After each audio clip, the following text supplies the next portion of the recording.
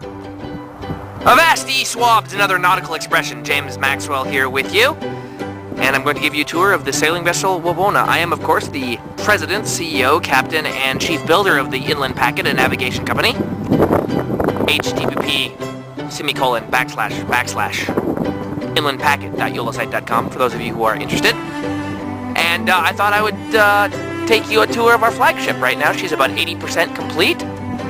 And for those of you following this project, I thought you'd like to get a closer look at it. This is a little bit of background. She is a Harley 8 sloop. Actually, she's a Harley 8M, if you wanted the truth. M, of course, for Maxwell. Free plans can be found on pdracer.com if you're interested in building one yourself.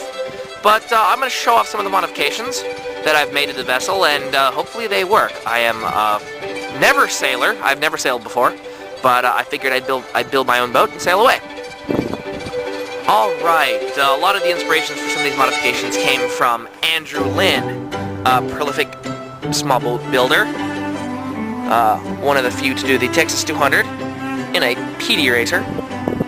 And I got a lot of inspiration from some of his boats, so I'll be pointing those out as I go around. So, let's start at the beginning, the bow. She has a bowsprit, originally not in the plans, but I wanted one because I like the look. And I also wanted to try to run with a jib. That's not the sailing rig that's called for in the plans, but I figured I might as well try it. If it doesn't work, well, I have a really cool bowsprit. Underneath it, she is equipped with a dolphin knocker, not currently installed. This is her at-dock configuration, or almost finished configuration, if you will. But yeah, she is equipped to do that because I like the look of them, and I think it would look cool. Moving aft, you can see a spray rail that I installed for those treacherous days on our local inland waterways. It gets pretty better out here. Moving aft, there's the mast, 12 feet, and a polytalk sail. Hopefully I'll update to white sails at some point so she looks a little bit better. I'd like to do canvas, simply for the romantic in me, but I don't think that's a very good idea from what I've been told. Alright, now I was talking about some of the modifications that I've given this boat, and here is one right here. Andrew built a teal and equipped it with belaying pins, and I thought that was the coolest thing on earth. As I've mentioned, I am a complete romantic. When I'm looking at this boat, I'm not seeing an 8-foot plywood boat that I built. I'm seeing a windjammer with 14,000 square feet of canvas on it, doing 16 knots. So a little of that has filtered through. But yeah, I am equipped with belaying pins. As you see, the one on the port side currently is for the main halyard, and the one on the starboard side is my downhaul right now. I have some other spaces for more if I need them. We'll see if that works out. I've changed the setup here a little bit, of course, from the plan, simply because I like the way it looks, and I think it's going to function a little bit better as well. As I said, she is at her at-dock configuration right there. You can see the rudder. It is a kick-down type. It's a little bit different shape than the plans call for. I actually wanted to have a rudder in the shape of Titanic's, which harkens back to the days of sail. So I got a really good picture, and I drew it out and cut it out. So there you have a Titanic rudder on my boat.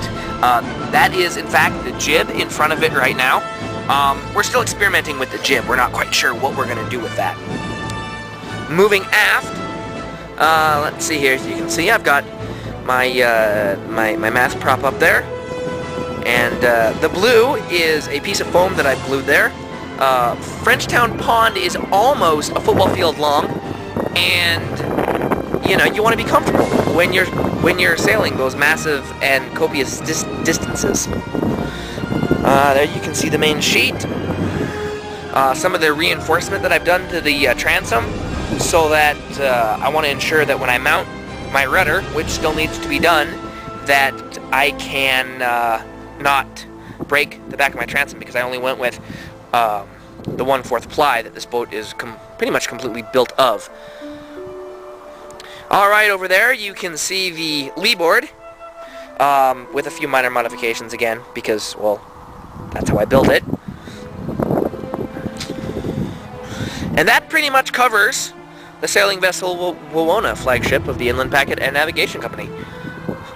If you've never built a boat before, I highly suggest that you do. It's a lot of fun, and you end up with a boat As far as the 80% goes, I still need to seal all of her outside seams. And I will do that this week. And there are a few other things I need to do in addition to getting supplies for a voyage. Then I will take it to Frenchtown Pond and try it out. There'll be, of course, a video of that. If you have any questions, please post them below. In the meantime, I'm James Maxwell. I hope you've enjoyed.